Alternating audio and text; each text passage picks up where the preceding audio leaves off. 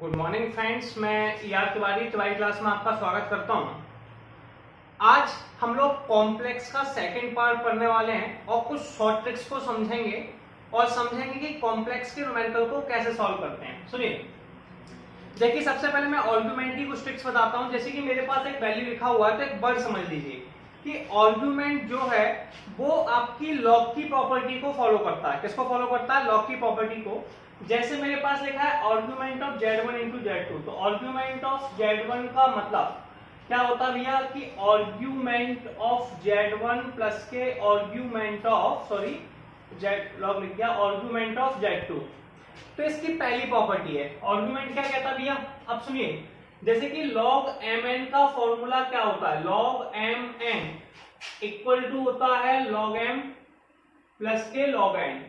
इस प्रॉपर्टी के अकॉर्डिंग आपको चलना है। Argument of Z1 upon Z2 कितना हो जाएगा? ये log m अपॉन n का फॉर्मूला बन गया। m अपॉन n का फॉर्मूला अपना पढ़ेंगे ना, तो log आप पढ़ के आए हुए हैं, तब भी मैं थोड़ा सा याद दिलाता हूं आपको। log m माइनस के log n, क्लियर है? तो ये हो जाएगा आर्गुमेंट ऑफ Z1 माइनस के आर्गुमेंट ऑफ Z2। अब आर्गुमेंट ऑफ Z बार कितना होता है? आर्गुमेंट ऑफ Z बार होता है 1 upon argument of Z, clear है? या फिर Z बार इसमें क्या रहता है? माइनस बार आ जाता है, माइनस के आर्गुमेंट ऑफ Z भी लिख सकते हैं, क्लियर है? तो ये आर्गुमेंट ऑफ Z बार की प्रॉपर्टी होगी। बार का मतलब किसी का माइनस लगा देना, ठीक है, क्लियर है? अब ऐसे argument of Z1 into Z2 है, जैसे लिखेंगे आर्गुमेंट ऑफ Z1 प्लस के argument of Z2 bar, clear है? इस प्रॉपर्टी को जब हम सॉल्व करेंगे तो लिखेंगे आर्गुमेंट ऑफ Z1 माइनस के आर्गुमेंट ऑफ Z2, क्लियर है? तो ये आपके पास एक प्रॉपर्टी बन गई कि आर्गुमेंट ऑफ Z1 माइनस के आर्गुमेंट ऑफ Z2। ऐसे आर्गुमेंट ऑफ Z की पावर n है, तो ये हो जाएगा n आर्गुमेंट ऑफ Z। अब इसे किस तरीके से यूज करते हैं इस पर बात करते हैं। जैसे कि लेट कर लो, एक क्वेश्चन करते हैं, ठीक है? एक क्वेश्चन है कि Z आपके पास एक कॉम्प्लेक्स नंबर है। कैसा है? Complex number. इसे हम लोग कहते हैं सम्मिश्र संख्या। मैं दोनों ही माध्यम में पढ़ाऊंगा, हिंदी और इंग्लिश दोनों में। Z एक सम्मिश्र संख्या है, ठीक है? तो आपको बताना है कि Z इनवर्स, क्लियर है? इनटू में Z इनवर्स का भाग इनटू में Z बार, इसकी वैल्यू कितनी होगी? अब Z इनवर्स इनटू में Z बार, इसकी वैल्यू आपको निकाल के बतानी है। तो देखिए Z इनवर्स का भाग कितना हो जाएगा? 1 अपॉन Z का भाग इनटू में Z का भाग, आंसर आ गया 1, क्लियर है? तो ये आपका न्यूमेरिकल सॉल्व हो गया। अब पहली चीज मैं आपको ये समझाता हूं कि इसमें कॉन्जुगेट क्या होता है। वैसे आपको पहले भी बता चुका हूं, फिर भी एक बार थोड़ी सी हिंट दूंगा और एक दो ट्रिक्स में समझा दूंगा। कॉन्जुगेट पर बात करते हैं। ऐसे कोई क्वेश्चन हमारे पास है कॉन्जुगेट। कॉन्जुगेट को हिंदी में कहते हैं संयुग्मी। क्या कहते हैं? संयुग्मी, यानी कि कॉन्जुगेट। अगर मान लीजिए Z का मान x प्लस आयोटा y है, ठीक है, तो Z बार का मान क्या हो जाएगा? x माइनस के आयोटा y। मैं इसमें बहुत सारी ट्रिक्स को इसके फर्स्ट लेक्चर में समझा चुका हूं, तो अब वहां पे समझिए, वहां पे मैंने कॉम्प्लेक्स नंबर का पहला इंट्रोडक्शन समझाया हुआ है। ये दोनों आ गए। इसकी देखिए, तो जब किसी क्वेश्चन में आयोटा की जगह माइनस आयोटा लिख देते हैं, या फिर आप ऐसा कह सकते हैं आई को माइनस आई से रिप्लेस कर देते हैं। अगर प्लस है तो माइनस लगा दीजिए, माइनस है तो प्लस लगा दीजिए, तो वो उसका कॉन्जुगेट कहलाता है। इससे एक ट्रिक बन जाती है। वो ट्रिक देखिए क्या है। जैसे कि Z इंटू Z बार है, ठीक है, तो ये कितना हो जाएगा? x प्लस के आयोटा y इंटू में x माइनस के आयोटा y। अब इसमें a प्लस बी, तो ये फॉर्मूला बन जाएगा x का स्क्वायर माइनस के आयोटा स्क्वायर y स्क्वायर, तो x square plus y square, clear है? और ये मॉड z के बराबर होता है। मॉड z के बराबर कैसे होता है? तो इससे एक प्रॉपर्टी बन गई z इंटू में Z bar equal to mod z का स्क्वायर। ये प्रॉपर्टी है, हमें याद होनी चाहिए। हम सब जानते हैं मॉड z होता है मॉडुलस, मॉडुलस होता है अंडर में रियल पार्ट। रियल कितना है? x, इमेजिनरी कितना है? y, x square plus y square. इसलिए मॉड z का स्क्वायर होता है x square plus y square. तो z इंटू Z बार मॉड z स्क्वायर के बराबर होता है। तो हम लोग बेसिक समझ चुके थे।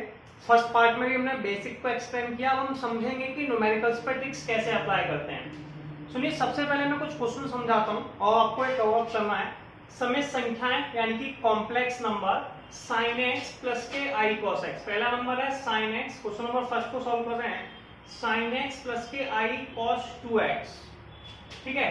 तथा cos x माइनस के i sin 2x, cos x minus के i sin 2x, x के किस मान के लिए, for what value of x, एक दूसरे के कॉन्जुगेट हैं, ये एक दूसरे के कॉन्जुगेट हैं यानी कि संयुग्मी है। अगर मान लीजिए कि ये वैल्यू z है तो दूसरी वाली कौन होगी, उसकी कॉन्जुगेट, तो कॉन्जुगेट क्या होगा, ये z बार का मान हो जाएगा, किसका मान हो जाएगा, z बार का। अगर एक वैल्यू आपके पास z है तो उसका कॉन्जुगेट z बार है। अगर मान लीजिए मुझे इसे भी z बनाना है, क्या बनाना है, इस वैल्यू को भी z बनाना है, तो क्या हो जाएगा, यहाँ पे i माइनस आई की जगह प्लस आई आ जाएगा, तो आ जाएगा cos x प्लस के i sin 2x। क्लियर है। अब क्या है, ये दोनों z आपस में इक्वल होंगे तो ये एक दूसरे के बराबर होंगे, अदरवाइज नहीं होंगे। इसका मतलब है कि रियल पार्ट को हम लोग कंपेयर करेंगे रियल पार्ट से और इमेजरी पार्ट को कंपेयर करेंगे इमेजरी पार्ट से। इसका सिंपल सा मतलब है कि sin x की वैल्यू cos x की वैल्यू के बराबर होगी और cos 2x की वैल्यू sin 2x के बराबर होगी। अब sin अपॉन cos कितना होता है, tan x, इसे साइन लेंगे बराबर 1 किसकी वैल्यू होती है, क्या आपको दिखाई दे रहा है यहाँ तक, 1 किसकी वैल्यू होती है, tan π/4 की, किसकी होती है, tan π/4 की, तो x का मान आ गया हमारा π/4। क्लियर है, या π/4 कह सकते हो या फिर 5π/4 कह सकते हो, ये वैल्यू आपकी हो सकती है। दूसरी वैल्यू में cos 2x sin 2x के बराबर है, cos को आप इधर ले गए तो ये हो गया sin 2x अपॉन में cos 2x equal to 1। sin upon cos कितना होता है, tan 2x, tan 2x बराबर 1 किसका मान होता है, tan π/4 का, तो 10 से 10 कैंसिल आउट हुए, 2x इक्वल टू π/4, x का मान आ गया π/8। तो इसके जो पहले वाले के सारे आंसर हैं वो π/4 5π जनरल सॉल्यूशन में आएंगे, इसके आंसर π/8 के टर्म्स में आएंगे। तो आप ये बताइए क्या दोनों एक्सों में कोई वैल्यू मैच करेगी, बिल्कुल मैच नहीं करने वाली है। इसका मान π/4 है, इसका मान π/8 है, दोनों में कोई भी वैल्यू मैच नहीं करने वाली है। इसलिए आप क्वेश्चन नंबर 1 में लिखेंगे कि x के किसी भी मान के लिए नहीं, x का कोई भी वैल्यू आ जाए ये कभी आपस में मैच नहीं करेंगे, तो ऐसे में ऑब्जेक्टिव आप क्या टिक लगाएंगे, x के किसी भी मान के लिए नहीं, for not any value of x। Clear है, तो क्वेश्चन नंबर फर्स्ट आपका कंप्लीट हो गया। अब हम समझने का प्रयास करते हैं क्वेश्चन नंबर सेकंड को। ठीक है, तो क्वेश्चन नंबर सेकंड में क्या लिखा हुआ है उस पर बात करेंगे। इसमें लिखा है कि इफ z, यदि z एक समित संख्या हो और z square equal to mod z, sorry conjugate of z का square, if z is a complex number such that, तो इसमें क्या होता है, ऐसे ऑप्शंस बनते हैं कि रियल z 0 के बराबर है, इमेजरी z 0 के बराबर है, या फिर रियल z 0 के बराबर है, इमेजरी z 0 के बराबर है। ठीक है, सुनिए, z का मान होता है x प्लस आयोटा y, कितना होता है, क्वेश्चन नंबर सेकंड को सॉल्व कर रहे हैं, z का मान होता है x प्लस आयोटा y, तो x प्लस आयोटा y का होल स्क्वायर, z बार होता है x माइनस आयोटा y का स्क्वायर। अब मेरी बात सुनिए, इसे ओपन कीजिए, x स्क्वायर प्लस के iota square y square plus के 2x iota 2x bye i, इसको भी कीजिए x स्क्वायर प्लस के i square y square minus के 2xy। अब x स्क्वायर आयोटा स्क्वायर आपस में कैंसिल हो गए, वैसे मुझे पता है आयोटा स्क्वायर का मान -1 होता तब भी कैंसिल हो जाएंगे। अब ये बचा के अपने पास जो वैल्यू अपने पास बची है वो 2xi और माइनस के 2xi, इसको इस साइड ले आए तो ये हो जाएगा 4x bye i, imagery part 0 नहीं हो सकता, या तो x का मान 0 होगा, ठीक है, तो y 0 नहीं होगा, ठीक है, ऐसे कह सकते हो, तो y, या फिर y का मान 0 होगा तो x का मान 0 नहीं होगा। क्लियर है, x को हम लोग रियल पार्ट कहते हैं, क्या कहते हैं, रियल z x को कहते हैं equal to x, imaginary z y को कहते हैं। तो आप इसमें ऑब्जेक्टिव में टिक लगा देंगे, जो ऑप्शन दिया होगा, ऑप्शन में कुछ इस तरीके से दिया होगा, मैं आपको बता देता हूं, जैसे कि या तो पूर्णतः वास्तविक भाग 0 होगा, वास्तविक यानी कि रियल पार्ट, या फिर पूर्णतः इमेजरी भाग 0 होगा, तो आप ऐसे टिक लगा सकते हैं। क्लियर है, ऐसे आप न्यूमेरिकल को सॉल्व कर लेंगे, ऑब्जेक्टिव में दे नहीं रहा हूं जिससे कि आप डायरेक्ट सॉल्व कर लें। अब हम क्या करेंगे, क्वेश्चन नंबर 3 को समझेंगे। 3 में समझने से पहले आपको एक सिंपल सा कॉन्सेप्ट समझना है जो मैं आपको कई बार समझा चुका हूं। जैसे मैंने आपको समझाया था कि कहीं पे ऐसे लिखा है x प्लस आयोटा वाई, ठीक है, ये मान लो z की वैल्यू है। दूसरी मैंने भी आपको समझाई z बार होता है x माइनस के आयोटा वाई, दोनों का मल्टीप्लाई करते हैं z इंटू जेड बार, तो क्या होता है, ये हो जाता है x प्लस के आयोटा वाई इंटू में x माइनस के आयोटा वाई, आंसर हो जाएगा एक्स स्क्वायर प्लस के y square, x square a square, देखिए a plus b a minus b, तो ये हो जाता है ए स्क्वायर माइनस के बी स्क्वायर, और माइनस आयोटा स्क्वायर जहां भी आता है तो आयोटा स्क्वायर की वैल्यू माइनस के 1 होती है, कितनी होती है, माइनस के 1, तो ये आपके पास हो जाता है एक्स स्क्वायर प्लस के वाई स्क्वायर।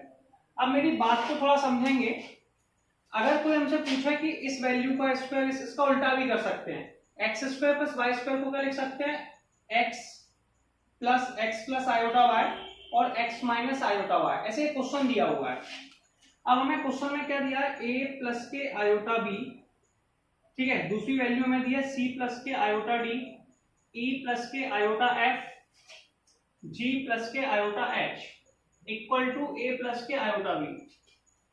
अब क्या करना है, ऐसे क्वेश्चंस को सॉल्व करने के लिए वो पहले आप ये देखिए कि वैल्यू पूछ क्या रहा है, a square plus B square, a square plus B square लाने के लिए आपको इसका कॉन्जुगेट निकालना पड़ेगा। क्या निकालना पड़ेगा, कॉन्जुगेट, क्योंकि x plus iota y x minus iota y x square plus y square होता है। कॉन्जुगेट कैसे निकालते हैं, इसमें आयोटा की जगह माइनस आयोटा लगा देते हैं, तो इसका कॉन्जुगेट निकालिए। कॉन्जुगेट क्या हो जाएगा, a प्लस के iota b, sorry a minus के आयोटा बी, c माइनस के आयोटा डी, e माइनस के आयोटा f, ठीक है, और g माइनस के iota h equal to a minus iota d, इसका कॉन्जुगेट हो गया। अब क्या करते हैं, देखिए जब ये दो वैल्यू आपस में मल्टीप्लाई, मैंने भी समझाया था प्रॉपर्टी, ये तो भैया आपको तैयार कर लीजिए बहुत अच्छे से, शॉर्टकट का काम करती है, x plus iota y x minus iota y x square plus y square, a plus iota b, दोनों का मल्टीप्लाई कर दीजिए, a plus iota b a minus iota b, जैसे ही मल्टीप्लाई किया आंसर आ गया a स्क्वायर प्लस के बी स्क्वायर, ठीक है, इन दोनों का मल्टीप्लाई किया c plus iota d c minus iota d, multiply करके क्या आ गया, c स्क्वायर प्लस के डी स्क्वायर, ठीक है, e प्लस के आयोटा f, e माइनस के iota f, e square plus के f स्क्वायर, g प्लस के iota h, g minus iota h, g square plus के h स्क्वायर, और ये आ गया a स्क्वायर प्लस के b स्क्वायर। तो आप ऑप्शंस देखिए कितनी आसानी से ट्रिक लगा सकते हैं कि a square plus b square, तो आप यहां तक स्क्रीनशॉट लीजिए, फिर मैं आपको आगे हम लोग कुछ और न्यूमेरिकल समझते हैं कि और न्यूमेरिकल कैसे करने हैं, ठीक है। आप बस इतना समझ लीजिए कि जो आपके एग्जाम में आने वाले हैं उनमें आपको ऑब्जेक्टिव मतलब ऑप्शंस दे रखे होंगे, मैं बिना ऑप्शंस के सॉल्व कर रहा हूं, ठीक है। अब जैसे कि मेरे पास क्वेश्चन है 2 प्लस के 5 आयोटा 4 माइनस 3 आयोटा का संयुग्मी है, यानी कि इसका कॉन्जुगेट क्या होगा। तो सबसे पहले हम क्वेश्चन नंबर 4 को सॉल्व करने वाले हैं। देखिए इसका मैं कॉन्जुगेट निकालना, मान लीजिए वैल्यू z है, 2 प्लस के 5 आयोटा अपॉन में 4 माइनस के 3 आयोटा z है, ठीक है। अब इसमें हम लोग क्या करते हैं, अगर कभी कोई नीचे भी आयोटा दिया है तो ऐसी वैल्यू में हम रेशनलाइजेशन कर लेते हैं। रेशनलाइजेशन कैसे करते हैं, 4 प्लस के 3 आयोटा अपॉन में 4 प्लस 3 आयोटा। अब हम इसको मल्टीप्लिकेशन करेंगे, पहले 2 का 4 में, आप डायरेक्ट भी कर सकते हैं। डायरेक्ट कैसे होता है मल्टीप्लाई भैया, 2 का 4 में 5 का 3 में। चलिए मैं आपको वैसे भी डायरेक्ट करके दिखाता हूँ, फिर आपको इनडायरेक्ट ट्रिक बताऊंगा। 2 का 4 में किया, 2 का हमने 3 में किया 6 आयोटा, 5 का 4 में किया 20 आयोटा, 5 का 15 में आयोटा स्क्वायर। मल्टीप्लिकेशन किया 2 का 4 में, 2 का 3 में, 5 का 4 में, 5 का 3 में, ठीक है, 3 आयोटा में। इसमें लगा देंगे a minus b, a plus b का फॉर्मूला, तो ये हो जाता है 4 का स्क्वायर माइनस के 3 स्क्वायर आयोटा स्क्वायर। देखिए जहां पर भी आयोटा स्क्वायर है वहां -1 लिख देता हूं। अभी तो मैं डायरेक्ट नहीं कर रहा हूं, आगे चल के डायरेक्ट करने लगूंगा, जिससे आपको भी प्रॉब्लम नहीं है, क्योंकि आपका स्टार्टिंग पॉइंट है। तो ये हो जाएगा माइनस के 15, तो आप इसे लिख सकते हैं 8 और 20, और ये हो जाएगा आपका 26। 8 माइनस के 15 और 25 15, ठीक है, 2 का 3 में 6, 520, ठीक है, तो हो जाएगा 26 आयोटा। 4 का स्क्वायर कितना होता है 16, और 3 का स्क्वायर कितना होता है, 3 का स्क्वायर होता है आपके पास 3 का स्क्वायर 9, ठीक है। 15 में जगह माइनस के 7 प्लस के 26 आयोटा, क्लियर है। अपॉन में 25। ये वैल्यू आपके पास जेड की आ चुकी है। किसकी आ चुकी है? जेड की। अब वो आपसे क्या कह रहा है कि जेड वार निकालिए। जेड वार मतलब इसका कॉन्जुगेट निकालिए। जेड वार निकालने के लिए हम लोग क्या करते हैं, आई की जगह माइनस आई लिख देते हैं। तो -7 -26 आई अपॉन में 25, ये आपका जेड वार का मान हो जाएगा। किसका हो जाएगा? जेड वार का मान। और ये पहले क्वेश्चन का आंसर, सॉरी फोर्थ क्वेश्चन का आंसर हो गया। अब हम देखते हैं फिफ्थ क्वेश्चन को। फिफ्थ क्वेश्चन में क्या लिखा हुआ है? जेड प्लस ए और जेड वार प्लस के ए, ये किसके बराबर होगा? देखिए एक चीज बताता हूं, यहाँ पे ये वाला जो ए है ये एक रियल नंबर है। कैसा नंबर है? Real number. कुछ प्रॉपर्टीज फॉलो करेंगे। रियल नंबर से ए है और ए बार है, दोनों बराबर होते हैं। रियल नंबर में दोनों के कॉन्जुगेट और नंबर दोनों बराबर होते हैं, प्रॉपर्टी आपको पता होगी, तो इस पर मैं बार लगा सकता हूं। ठीक है, तो क्या हो जाएगा? जेड प्लस ए, जेड वार प्लस के ए वार को लिख सकते हैं होल वार। मैंने आपको भी थोड़ी देर पहले एक प्रॉपर्टी लिखाई थी, मैंने कहा था बहुत यूजफुल है, जेड इंटू जेड वार बराबर मॉड जेड का स्क्वायर। लिखाई थी कि नहीं? तो जेड प्लस ए इंटू में जेड प्लस ए का बार तो हो जाएगा मॉड जेड प्लस ए का होल स्क्वायर। तो ऑप्शन में आप टिक कर देंगे मॉड में जेड प्लस ए का होल स्क्वायर। फिर से समझ लीजिए एक बार, ऐसे कि ये लिखा हुआ था कि ये एक रियल नंबर है ए। रियल नंबर में, रियल नंबर कॉम्प्लेक्स नंबर होता है, लेकिन रियल नंबर की क्वालिटी ऐसे 2 है, ऐसे ए का मान 2 है, इसमें आयोटा तो है ही नहीं है, तो इसमें क्या होता?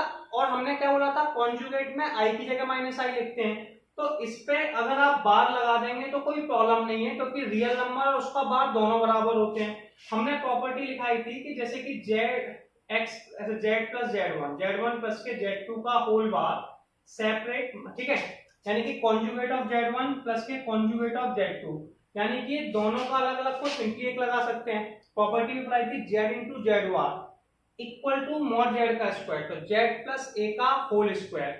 क्लियर है? तो इस तरीके से क्वेश्चन नंबर 5 कंप्लीट हो गया। अब हम चलेंगे क्वेश्चन नंबर 6 के पास। इसे रफ कर देते हैं, आप नोट कर लेंगे। क्वेश्चन नंबर 6 में क्या लिखा हुआ है कि भैया कुछ ऐसा है तो ए स्क्वायर प्लस बी स्क्वायर का मान निकालिए। ठीक है, अब ये वैल्यू है, मैंने कहा था यार जब भी तुम्हें ए स्क्वायर बी स्क्वायर की ऐसी कोई वैल्यू आ जाए ना, ए और बी का स्क्वायर दोनों का स्क्वायर आ जाए, तो आप समझिए इसका कॉन्जुगेट निकालना है। तो क्या हो जाएगा? a माइनस के आयोटा बी इसका कॉन्जुगेट हो गया, इसका c minus iota c plus iota. Conjugate या संयुग्मी निकालने का मतलब ये होता है कि आपको i की जगह माइनस आई लिख देना, दोनों का मल्टीप्लाई कर दीजिए। तो जैसे इसका मल्टीप्लाई किया c plus iota upon c minus iota into में c minus iota upon c plus iota, इसका multiply a plus iota B into में a माइनस के iota B, c plus iota से कट गया, इससे कट गया, answer कितना बचा? 1। और ये हो जाएगा a स्क्वायर प्लस के b स्क्वायर। मैंने आपको बताया था प्रॉपर्टी में ये ऐसे बन जाता है, a स्क्वायर माइनस के iota square b square, iota square का मान माइनस के 1 होता है, तो माइनस माइनस प्लस हो जाता है, तो a square plus b square से डायरेक्ट रखिए a plus iota b, a minus iota b। अगर दो, और यही मैंने समझाया था, इसे जेड कहते हैं, इसे जेड वार कहते हैं, बराबर में मॉड जेड का स्क्वायर, तो ये हो जाता है a square plus b square. ये प्रॉपर्टी भी है। तो इस तरीके से हमने क्वेश्चन नंबर 6 को भी कंप्लीट कर दिया। क्वेश्चन नंबर 7 देखते हैं क्या लिखा हुआ है। If z minus iota upon z plus iota, z is not equal to iota, एक पूर्णतः अधिकल्पित संख्या है, तो z इंटू जेड वार किसके बराबर है? सुनिए, क्वेश्चन नंबर 7 में एक प्रॉपर्टी फॉलो करना है। प्रॉपर्टी में आपको पहले बता चुका हूं कि z इंटू में जेड वार मॉड जेड का स्क्वायर होता है। ठीक है, मॉड जेड का स्क्वायर को हम लोग कहते हैं एक्स स्क्वायर प्लस के वाई स्क्वायर। क्लियर है? तो ये प्रॉपर्टी सबको पता है, z into z bar mod z का स्क्वायर होता है, इसे x square plus y square कहते हैं। क्वेश्चन क्या कह रहा है कि जेड माइनस के आई, जेड माइनस के आई अपॉन में जेड प्लस के आई एक पूर्णतः अधिकल्पित है। पूर्णतः अधिकल्पित का मतलब है प्योरली इमेजरी। अगर ये लाइन प्योरली इमेजरी है, इसका मतलब इसका जो रियल जेड है, जो रियल पार्ट है, वो 0 के बराबर है। जब कोई वैल्यू प्योरली इमेजरी होती है, कैसी होती है? प्योरली इमेजरी, तो उसका रियल पार्ट आप लोगों का 0 होता है। कितना होता है? 0। तो अगर कोई वैल्यू प्योरली इमेजरी है तो रियल पार्ट 0 होगा। अब सुनिए मेरी बात, z का मान होता है x plus iota y, x plus के आयोटा वाई माइनस के आई अपॉन एक्स प्लस के आयोटा बाय प्लस के आई।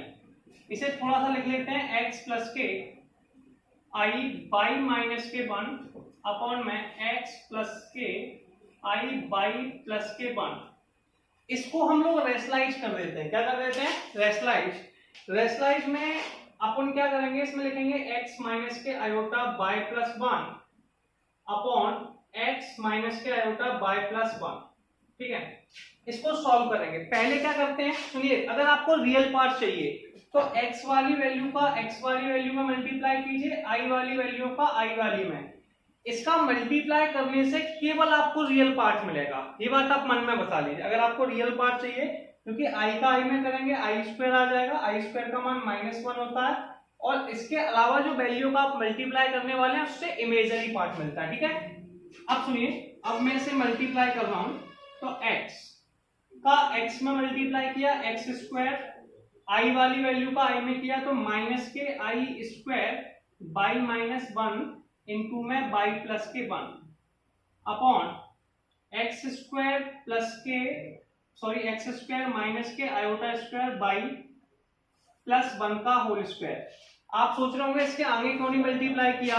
देखिए, क्वेश्चन में लिखा हुआ है कि ये प्योरली इमेजरी है। अब डायरेक्ट सब्ट्रैक्ट से चलते हैं ना, तो आप इन चीजों को समझते हैं कि प्योरली इमेजरी है।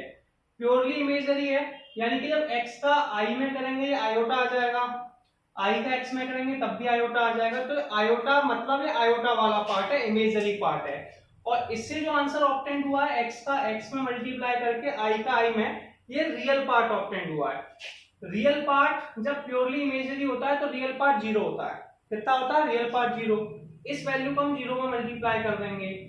ठीक है, तो अपने पास क्या होता है? एक्स स्क्वायर, आयोटा स्क्वायर का मान -1 होता है तो माइनस माइनस प्लस। ठीक है, और इसमें लगा देंगे a minus b a plus b, तो बाई स्क्वायर माइनस के 1 इक्वल टू 0। -1 को दूसरी तरफ ले गए, x square plus by square बराबर 1 आ गया। ये आंसर हो गया। X square plus by square को ही z इंटू जेड वार कहते हैं। क्या कहते हैं? z इंटू जेड वार। तो आप कह सकते हैं कि z इंटू जेड वार की वैल्यू 1 के बराबर है। और ये क्वेश्चन नंबर 7 कंप्लीट हो गया। ठीक है, अब हम लोग नेक्स्ट क्वेश्चन को देखते हैं, उसमें क्या लिखा है। इसमें लिखा हुआ है कि आपको आर्गुमेंट यानी कि इसमें लिखा हुआ है 1 प्लस आई। क्वेश्चन नंबर 8 देखेंगे। क्वेश्चन नंबर 8 में हमें लिखा है 1 प्लस आयोटा रूट 3 की होल पावर 8। इसका मापांक तथा कोणांक निकालिए। क्या निकालना है? मापांक तथा कोणांक निकालिए। मापांक और कोणांक कैसे निकालते हैं इसका बात करेंगे। सुनिए, मापांक, पहले मैं मापांक यानी कि मॉडुलस की बात कर लेता हूं।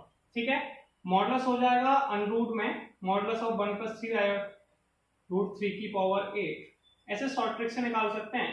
क्या होता है? अंडरूट में रियल पार्ट कितना है? 1 का स्क्वायर, इमेजिनरी पार्ट कितना है? रूट 3 का स्क्वायर होल पावर 8। ठीक है, 8। अब सुनिए, 1 का स्क्वायर तो 1 होता है, रूट 3 का स्क्वायर 3 होता है, तो 1 प्लस के 3, 1 प्लस 3 को 4 लिख सकते हैं, 4 की पावर 8। क्लियर है? 2 की पावर 8, 2 की पावर 8 करेंगे, 2 इंटू 2 4, 4 इंटू 2 8, 8 दिन 16, 32, 64, 128, 256। तो आपका ये कौन आ गया? 256। ये आपका मॉडुलस आ गया। मॉडुलस यानी कि मापांक आ गया। ठीक है, तो मापांक की वैल्यू तो 256 हो गई। अब हम बात करते हैं आर्गुमेंट की। Argument of 1 plus i root 3। अब इसमें क्या मैंने बताया था, आर्गुमेंट जो है वो लॉग की प्रॉपर्टी को फॉलो करता है। मैंने बताया था अभी आर्गुमेंट क्या है, लॉग की प्रॉपर्टी को फॉलो करता है। लॉग की प्रॉपर्टी को फॉलो कैसे करता है? 8 को नीचे ले आए तो 8 आर्गुमेंट ऑफ 1 प्लस के आई रूट 3। आप देखिए आर्गुमेंट क्या होता है? 8 tan inverse y upon x। कितना होता है? y upon x। y का मान रूट 3 है, इसे कंपेयर करेंगे x प्लस आयोटा y से। y का मान रूट 3 है, x का मान 1 है, तो 8 tan इनवर्स रूट 3 अपॉन में 1। रूट 3 किसका मान होता है बताइए जरा? रूट 3 मान होता है पाई बाई 3 का। आंसर आ गया 8 पाई अपॉन 3। तो कई लोगों को लग रहा है 8 पाई अपॉन 3 है, लेकिन एक्चुअल में 8 पाई अपॉन 3 आंसर नहीं है। क्यों नहीं है? कि कोई भी एंगल जो होता है वो 2 पाई से ज्यादा नहीं होता, ये 2 पाई से ज्यादा है। ठीक है, 2 पाई से ज्यादा होने का मतलब है कि ऐसे कोई वैल्यू आप यहाँ खड़े थे, आपने 2 पाई का मतलब है एक चक्कर लगाया, फिर आप वहीं से स्टार्ट करेंगे, तो आप 2 पाई तक ले रहे हैं, तो आप क्या करेंगे? इसको फिर से कन्वर्ट कर देंगे। कन्वर्ट कैसे करते हैं? इसे 3 का डिवाइड चला जाना चाहिए, तो हम इसको लिख देंगे 6 पाई प्लस के 2 पाई अपॉन में 3, तो इसको अलग अलग कर देंगे 2 पाई प्लस के 2 पाई अपॉन 3। तो ये 2 पाई का मतलब क्या है, 3 का 2 में 2 पाई मतलब किसी चीज का एक राउंड मारना। आपने यहाँ से एक सर्कल में पूरा एक राउंड मारा, इसे 2 पाई कहते हैं, इसका कोई मतलब नहीं है, इसलिए आंसर हो जाएगा 2 पाई अपॉन में 3। तो दो आंसर आ जाएंगे, एक तो आ जाएगा 2 पाई अपॉन में 3, एक आ जाएगा 256। आप देख लीजिए और जल्दी से स्क्रीनशॉट ले लीजिए। क्लियर है? चलिए ये क्वेश्चन आपने कर लिया होगा, समझ में भी आ चुका होगा आपको। आगे की बात करते हैं, क्वेश्चन नंबर 9 के पास चलते हैं। अब ये पूछ रहा है 9th क्वेश्चन में कि मॉड z माइनस के 4 और z माइनस के 2, ऐसे अपने पास ये दो वैल्यू हैं, लेस देन z माइनस के 2 किस क्षेत्र को निरूपित करता है। सुनिए, z का मान x प्लस आयोटा y होता है, क्वेश्चन नंबर 9 कर रहे हैं, ठीक है, और ये हो गया माइनस के 4 लेस देन x प्लस के आयोटा y माइनस के 2, x माइनस 4 का स्क्वायर। अब अपन जानते हैं ये अंडररूट में होता है, मॉडुलस है x माइनस 4 का रियल पार्ट का स्क्वायर प्लस इमेजिनरी पार्ट का स्क्वायर, फिर यहाँ पे लिखेंगे x माइनस 2 का स्क्वायर प्लस के y का स्क्वायर। अब रूट से रूट कैंसिल हो जाता है, इसे कहते हैं स्क्वायरिंग बोथ साइड। तो x माइनस 4 का whole square plus y square less than x square minus के x माइनस 2 का whole square plus y square, ठीक है। अब आप इस साइड y स्क्वायर को ले जाएंगे, कैंसिल होकर कट जाएंगे, तो आप इसको ऐसे लिख सकते हैं x स्क्वायर माइनस के 8x प्लस के 16 plus y square x square minus के 4x प्लस के 4 प्लस के y स्क्वायर प्लस के y स्क्वायर। क्लियर है? क्या करेंगे, 16 को यही रहने दीजिए, 4 को इस तरफ लेके आइए। तो जैसे हम इसे लेकर आए तो 16 माइनस के 4 less than x square minus 4x plus के y square minus x square plus के 8x माइनस के वाई स्क्वायर, दोनों कैंसिल आउट हो गए। 8x में से 4x चले गए, कितना बचा 12, ये बचा आपका 4x। तो 4x greater than 12, x greater than 3, x को हम लोग रियल जेड कहते हैं, तो रियल जेड ग्रेटर देन 3 रहेगा और ये आपका आंसर हो गया। तो आप उसमें टिक लगाएंगे कि जो रियल जेड है, x को रियल जेड कहते हैं, y को इमेजिनरी जेड कहते हैं, तो रियल जेड 3 से ग्रेटर है और ये आपका आंसर हो गया। क्वेश्चन नंबर 10 देखेंगे, क्या लिखा हुआ है, इफ 2z1 अपॉन में 3z2 पूर्णतः अधिकल्पित संख्या हो तब z1 माइनस z2 मॉड, ठीक है, अपॉन z1 प्लस z2 का मान होगा। क्वेश्चन में क्या लिखा हुआ है, 2z1 upon 3z2 is purely imagery. 2z1 upon में 3z2 जो है प्योरली इमेजरी है। प्योरली इमेजरी मतलब टोटल आयोटा के फॉर्म में है, ठीक है। इसका मतलब क्या हुआ, या फिर आयोटा वाई लिख लीजिए, मुझे इससे कोई फर्क नहीं पड़ता, आप आयोटा लिख लें, आयोटा वाई लिख लें, क्लियर है, कोई प्रॉब्लम। 3 को इस तरफ मल्टीप्लाई कर दिया तो z1 अपॉन z2 हमारा आ जाएगा 3 अपॉन 2 आयोटा। अब मुझे वैल्यू निकालनी है, मेरे पास वैल्यू है z1 माइनस के z2 अपॉन z1 प्लस के z2। अब ये z1 अपॉन z2 के फॉर्म में से z2 को कॉमन ले लीजिए, या फिर z2 का मल्टीप्लाई और डिवाइड कर दिए। z2 को जैसे ही कॉमन लिया, z1 अपॉन z2 माइनस के 1, z2 को कॉमन लिया, z1 अपॉन में z2 माइनस के 1, ये वैल्यू आ गई। क्लियर है?